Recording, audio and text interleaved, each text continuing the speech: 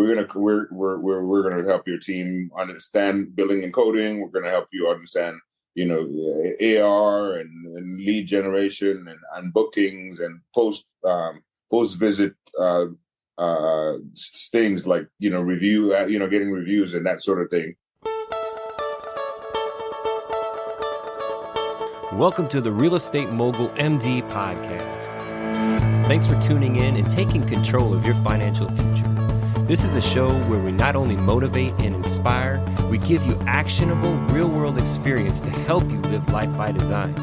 You'll hear journeys and stories from other physicians, investors, coaches, consultants, and entrepreneurs. And now, here's your host, Brett Riggins. Today's guest is a physician and an entrepreneur. I love this. Love the conversation as well, too. He's an Atlanta-based physician, consultant, and investor. Born in Cameroon, he is the president of Medici Advisory Group and medical director of Medici Urgent Care and Wellness Center. We get to talk a little bit about proactive versus reactive care, how that fights the current medical system, the joys of starting that new business, how it relates to real estate. Such a great conversation. Everybody, please welcome Dr. Mboh Elango to the show. Well, welcome to the show, Mboh. How is it going today? I always like asking, how does it feel to be Mboh today? Feels great. Building something, from scratch and have your own space and being able to practice and how you want to practice. It's great. I probably should have done this a lot sooner after residency, but better late than never. Yeah, right. And that journey, everybody definitely has their own journey, and when that happens right. is very interesting. But that freedom is also very interesting. It is. So it sounds like, Mboh, that you've got your own private practice now. Is that what you're talking about? Yes. Very interesting. So I want to dive into that and the real estate around that and the fact that you are a physician and an entrepreneur. I love these things. But first of all, Mboh, let's tell the listeners a little bit about your background in medicine. Where'd you get started and where you're at now?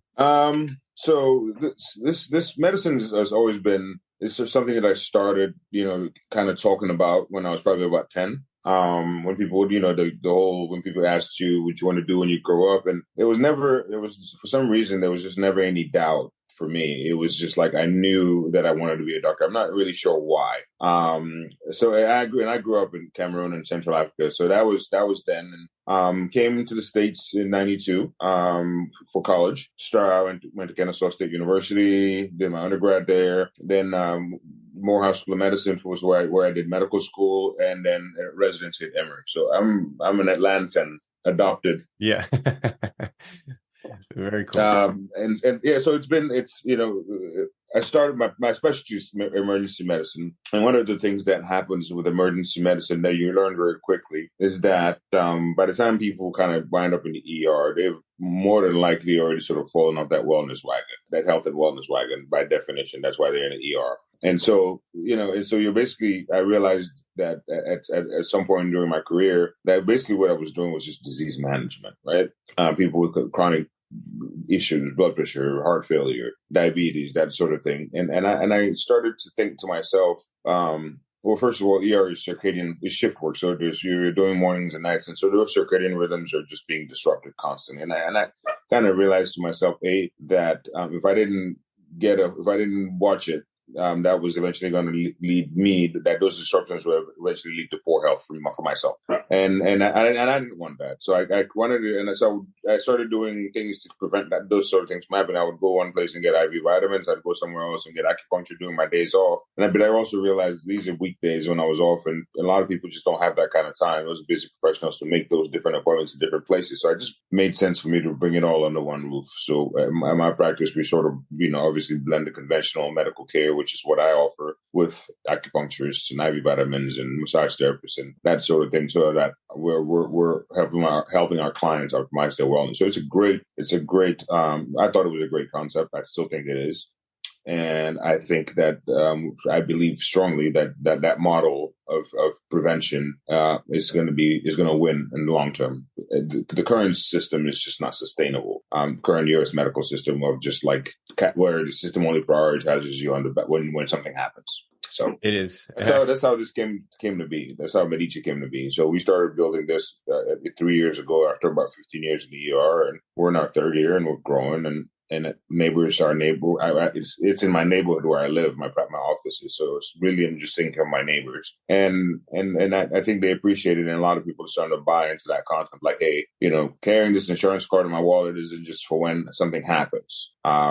It's being proactive so that the what if doesn't what if. Such an interesting journey there, and so many things to talk about. The piece of the current medical system where we are insurance based, and the insurance typically is only going to cover reactive and not address any proactive scenarios. And I hear that a lot. I see that a lot. The other piece that was interesting there, Bo, as I was listening, was the fact that you are in emergency medicine, you're helping others, but in doing so, you are leading yourself down a path to poor health. Right. Very interesting. But now here we are as an entrepreneur, you've started your own practice and you've stacked these unique experiences all together and provided a service to render a solution, right? A solution in this proactive versus reactive scenario. Do you have any issues with insurance, like this, because you are more proactive based, it sounds like? No, I mean, we so, like a lot of these other, the other services, like, the IV vitamin solutions and the acupuncture, some insurances, depending on the plan, some insurance will cover the acupuncture. A lot of them won't. And that's again, that's one of the things that we're trying to change about the system. Think about it. I was just talking to somebody the other day. Think about it this way. You're certainly, not long ago, we started seeing car insurance companies say, hey, if you go, if you're maintaining your car so well that and you're such a good driver that you can go, that you're gone a whole year of paying premiums and haven't had an accident, we refund you this amount, or we'll discount your insurance this amount for being a safe driver, right? I've never understood why the health insurance companies don't do that. If I'm going out of on my own on a weekly or bi-weekly basis, if I'm going to get IV vitamins and I'm going to get acupuncture and I'm going to get massage therapy, and then because of all, and I'm eating well and I'm exercising and I'm sleeping well, and because of these protocols that I'm using for myself, I haven't used my health insurance all year or for the past 2 years. I feel like there should be some sort of incentive, a reward for me for doing that, right? If I'm going out of my own pocket and I'm doing all these things and I go year after year and I'm not getting sick, the insurance company should provide me an incentive, a reward or a discount, something that to encourage me to keep doing that. Insurance companies don't. So I agree. Yeah, so they don't. They're not. That's not health insurance by definition. They're calling it health insurance is an oxymoron because it's doing nothing to help me stay healthy. Right. Yeah. And from a user perspective too of insurance that I pay all the time, all kinds of insurance, real estate insurance, renter insurance, car insurance. I've never missed payments. I'm always on time. Right. And I'm so afraid to make a claim because what it's going to do to me in the long run. Right. It's so fascinating. The insurance, it's a whole nother world. You probably have a podcast in and of itself, but that is a piece that pushes physicians and affects their mental health. So we talk about this a lot. Right. Not being able to provide that care and then bumping into the corporate world of medicine that's based around the insurance piece as well too, just creating a challenge. But you've broke that mold, and here you are. You've got Medici, and tell us a little bit about what that was like, that transition, Bo, going from what sounded like maybe a W-2 in emergency medicine, and now the leap into Medici. It's exciting. It's exciting to be part of the movement to sort of change the way people think about health and wellness. It's hard. It was hard. It was, in terms of because these are not things that they teach you in medical school. I never written a business. Nobody taught me how to write a business plan or come up with a business model, and most certainly not how to run your own our own practice, right? In the hospital, in the ER, when you sign your charts, it goes up to the ether somewhere. There's a group of people somewhere that are billing it and sending it out to the insurance company, coding it and sending it to the insurance company. So it's everything, and you get your check easy. This is different. This is, me. I had to go not learn the business plan and then the interior design of the space, the services to be rendered, and then you have to course correct and adjust, because you're going to make mistakes. I mean, that's just the fact of life. When you first start something like this, you're going to make mistakes, but it's been a great challenge. I think, especially being at the vanguard of how we change how people approach health and wellness, our neighbors. So it's from that standpoint, it's been great. But is it challenging? Absolutely. Is it exciting, exhilarating? Absolutely. Do you know of any companies or consultants or anything out there who would help you basically establish your business? Say, okay, I'm going to start Medici. What does that mean? You mentioned the business plan, but what about the administrative side of it? The lead generation, the booking, the scheduling, the invoicing, all of that stuff. Do you know of anybody out there that's putting all of this stuff together to help you so you can focus on practicing? No, I would love to, honestly, but no. I mean, it's my team, my office manager, who is also my clinical director, and my office manager is phenomenal. She works very closely, I deal with the medical work, but on the back end, she's in the back and like talking to scheduling companies. We recently just launched our own software, like a new scheduling software, which is probably our third. And just kinds of things like, trying different EMRs, you get a certain medical record system, functionality is not always there. So we switched. This is our second medical record system. So we're both literally kind of just learning as we're going along. They're not really, and they should be, but they're not really. I don't think I've come across any companies that are basically just consultants that come in with that sort of prepackaged list of services you just said, that says, okay, here we're gonna help your team understand billing and coding. We're gonna help you understand, AR and lead generation and bookings and post visit things like review, getting reviews and that sort of thing. Following up. So I don't think there's anybody that has. It would be probably actually, speaking of that might be my next business venture. Right. That might be my next venture since I've learned trial by fire, but I don't think everybody should. There should be some sort of a direction, maybe not in added to the medical school curriculum, but an option where you could either, follow another group of doctors that have done that and learn from their mistakes and that sort of thing, or somebody creating some sort of a physician, support, consulting service where, people can get that kind of help. Yeah. Because a lot of it is not self-explanatory. Yeah. And then on top of that, we're going to throw a piece of real estate into it as well, too.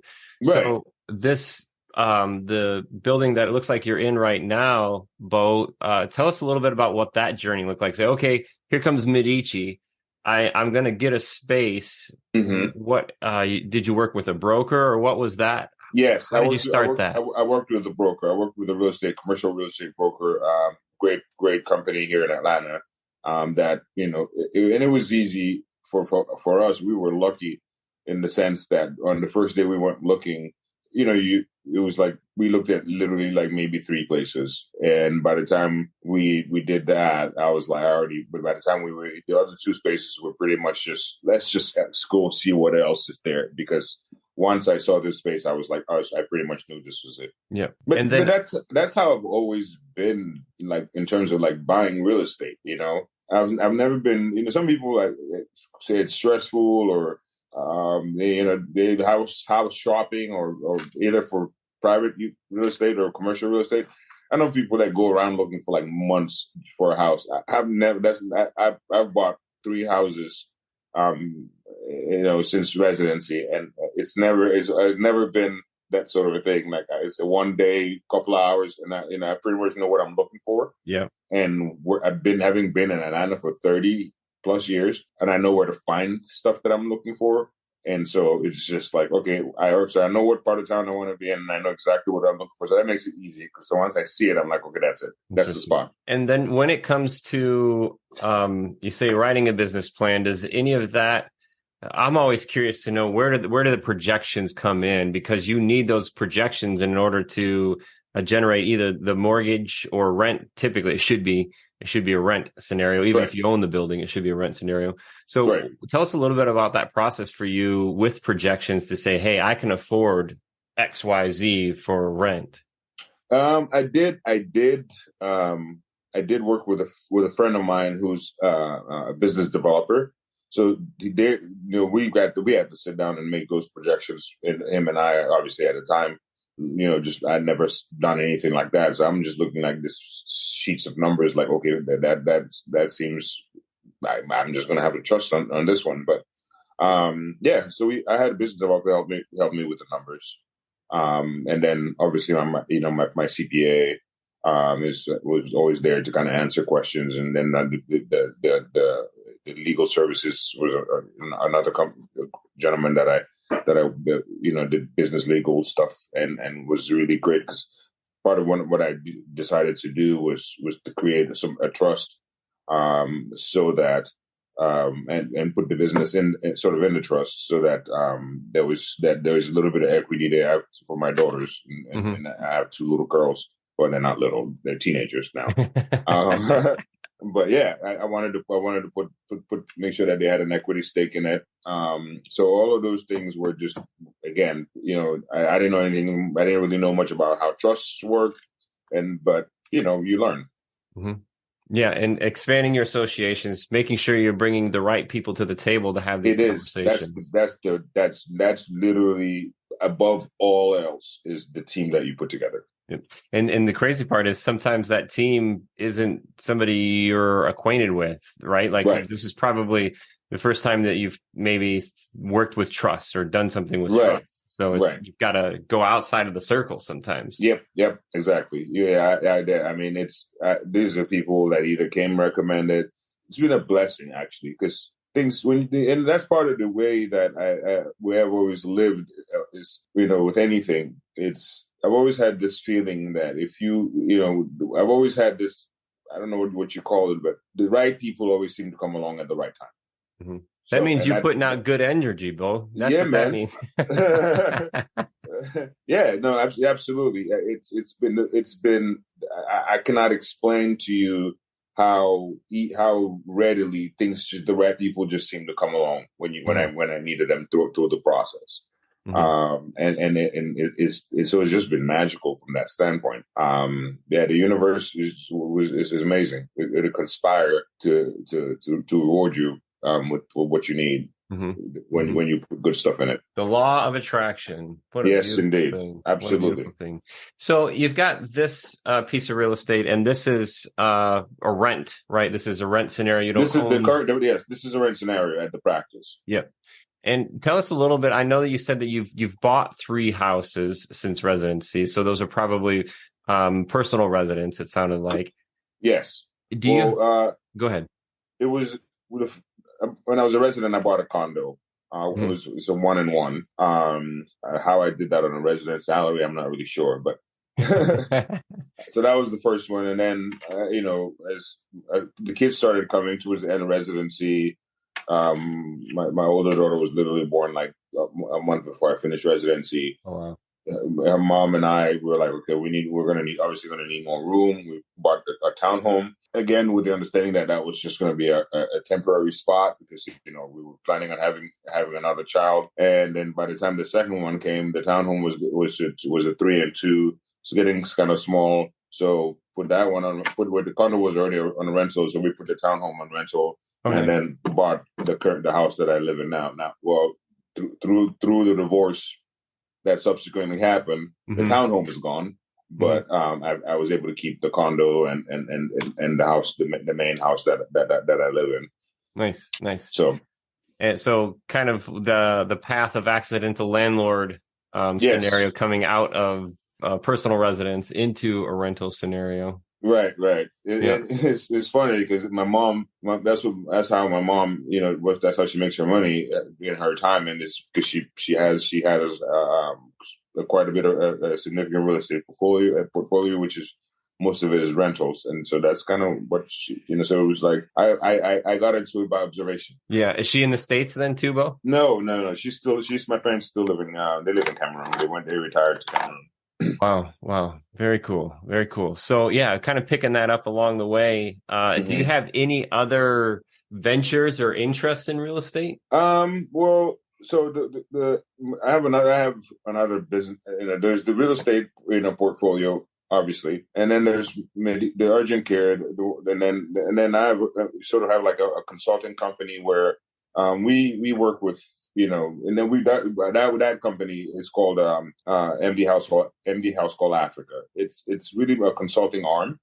That's the arm that's working with cities in my home city of Douala, where I grew up in Cameroon, like just improving health delivery systems and access. And so that's more of a consulting arm. So we got this, there's the active medical practice, there's a consulting arm, which really is what works on health delivery and sorts of things like that. And then there's the real estate portfolio to the side. I also, in the meantime, I had bought some other property back in Cameroon. So just land, through the years, parcels of land here and there, just to kind of have. Yeah. Build my retirement home one day. Yeah, there you go. Yeah. So what's the future look like for Bo? I mean, what's next on the block? What's the big drive? Oh man, the future is incredible. From trying to grow the consulting arm. Back up. Since we're in our third year, things are those first 2 years are a beast. But we're getting to our end of our third year now, and things are starting to settle down at Medici, right? It's like I use the analogy of a baby that is now able to sleep through the night. You don't have to pay much attention to this. You can just let Medici sit over here and generate its own income, and sustain itself. Then the next step would be to start growing the consulting arm, which will mean, as Medici grows, that'll give me the independence to be able to travel back and forth like I would need to Central Africa to grow the consulting arm. And then, just keep picking up real estate here and there. Mm-hmm. Medici itself, my goal is to do 2 more locations with Medici, with the medical spaces. I think 3 is the goal, is where I'm going to tap out. Managing 3 practices, 1 is enough, but managing 3 is going to be interesting. But then at least when those are sleeping through the night, I can leave that with my clinical director or my the office manager, let them run that and focus more on the consulting work. Mm-hmm. That sounds exciting, man. So interesting there. You said the first 2 years are a beast. They are. What was the hardest part about the first 2 years? Learning how to watch your money. Yeah. Like learning how to pay attention to money, learning how to pay attention to contracts. Those first 2 years, where you're dealing with vendors, people will slide stuff on the table, and they're like, just sign this, send it back, fax it back to us. You sign it, fax it back, not really having read the details of it or had an attorney review the details of it. And then next thing you know, you're stuck in some, long-term contract, and then they're doing ACHs out of your account, and you're just like, you got to watch it. I realize you got to watch everything that comes in, and you got to watch every penny that goes out. Yeah. Right. Absolutely. This is not me going to the hospital, making my paycheck, and it lands in my bank account, and I'm the only one responsible for doling it out to my creditors and so on and so forth. A lot of times people are like, I put it on an ACH, put it on auto draft. We'll take this XYZ. And then before you know it, you wake up and somebody's just literally just taking a chunk out of your account, and without you even understanding why. You're like looking at the statement, like, who is this merchant anyway? Like, who is this person who just took $3,000 out? Yeah. And then you go and you read some fine print in a contract somewhere, and they're like, you're like, oh yeah, that's I know exactly what you're saying, man. I had a guest on the show say that the balance sheet and the P&L is the language of business. Yep. So being able to see that, because nobody's going to care more about your money than you do, and then when you start running thousands and thousands of dollars through these systems, and you got stuff on auto draft and all this kind of stuff, and other people spending the business's money, it goes fast. Yeah, Yes. no, there was a time when I literally told my office manager, I'm like, take everything off auto drive, take as much as possible off auto drive and ACHs as possible, because it was just getting ridiculous. Yeah. You know, you'd wake up to X amount of money in the account, and you're like, oh, look, great, account is fully loaded, and then by the time you get to the office 2 hours later and you log back into the same account, it's like half gone, and you're like, what just happened? Man, and the payroll on top of that, Bo, I feel you, bro, man. Talk about a somebody beast. literally just woke the day when you're like, oh, that money, I got money for the landlords and payroll, and then 2 hours later it's gone, and you're like, wait, what happened? Yeah. And they're like, see that little line fine print right there? That's why we took that. There's a book called Profit First. Have you ever read that book? No, not yet. No, I have to get it. So let me see who, there it is right there. Mike, let's see. Come on with me. Google. Mike Michalowicz is Michalowicz. Mike Michalowicz. Okay. It's called Profit First. This is a whole different way of looking at money and the way of watching money when you're running a business. And when we went through this process with this book, it was mind blowing. Because one of the things you want to do we ended up doing was just canceling credit cards, because you think about it, you get into this 1, 2, 3, 4, 5 years into something, you've got people making little draws on your account. I may have had 3 or 4 different Adobe accounts that were pulling like $17 or $30 a month for how long, Bo? Right. And when you're able to see this and focus, but then there's ways of laying out the money and making sure that you pay yourself along the way. Very interesting read. Profit First. It's a great book. I'm going on Amazon right after this. Yes, sir. Yes, sir. Absolutely love that. So we talked about what's next. We talk about where you've been. I love asking this question, Bo. If you could go back 10 years and you could set just alongside somebody who may have been on a similar direction as you, maybe in emergency medicine, maybe struggling with their health as they're helping other people, what's one thing you would tell that person? First, I mean, I think one of the first things I would tell them would be, you gotta prioritize yourself, right? You gotta take care of yourself. When you're in the ER and you're working for these groups, they throw your name on the schedule, days, nights, mornings. Some days, one series of mornings, then a series of overnight shifts. You got, and when you drop, or when some chronic issue happens, they'll just find somebody else to fill that spot in the schedule. You know what I mean? They're not worried about what the long-term effects of the shift work and circadian rhythm disruptions are for your health. So I would tell them, most certainly prioritize yourself, your own health and wellness, because to them you're just a number. So, prioritize yourself, absolutely, and watch your money. Watch your money, always, always. I mean, you when you're not in the business world and you're talking to these people, you're listening to I don't know, celebrities or athletes or musicians, and people talk about watching like that watching your money, you know what I mean? And I remember, you remember, you growing up and you see these professional athletes make ton of money and then retire 2 years later and they're in bankruptcy or they're broke, and you're just like, you know what I mean?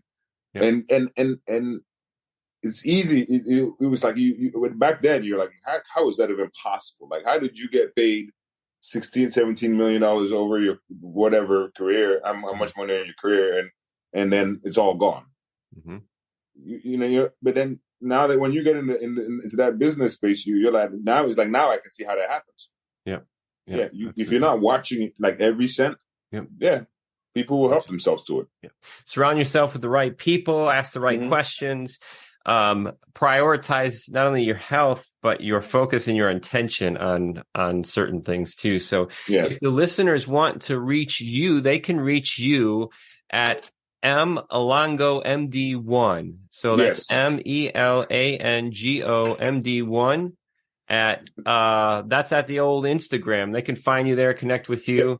Interesting path here. Thank you for your time today, Bo. Thanks for having me. Yeah, man, it was a fun conversation. Absolutely. it's, like I said, us doctors, we're not trained to be business people. We're trained to take care of people. But once you get into that space of having your own practice, you have to you have to do both, right? I still want to take care of my patients and give them everything, the optimal care that they need. But you got to watch your money on the back end. It's just that simple. Yep. Yeah, absolutely. Well, thank you both. Thank you to the listeners out there today, too. We appreciate your time and attention. Feel free to jump on his Instagram, learn more about Medici, and also learn more about MD House Call Africa, right? Yes, yes. The consulting arm of Medici. And as always, thank you for following us. If you have any questions for us, you can reach us info@physicianwealthsystems.com. Shoot us an email. Drop us a review, too. We appreciate it. And until next time, this is the Real Estate Mogul, MD.